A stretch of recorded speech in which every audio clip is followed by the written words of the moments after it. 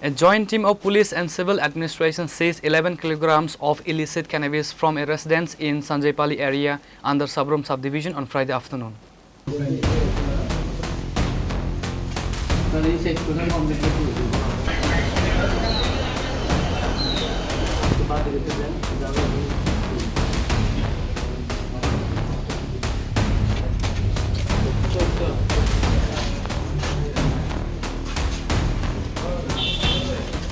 Investigators have registered a case under the NDPS Act but are currently refusing to make an official statement to the press.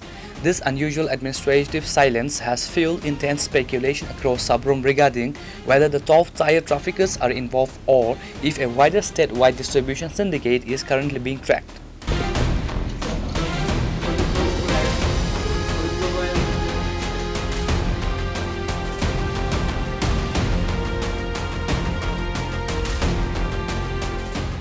Bureau Report, Chini, Khorang.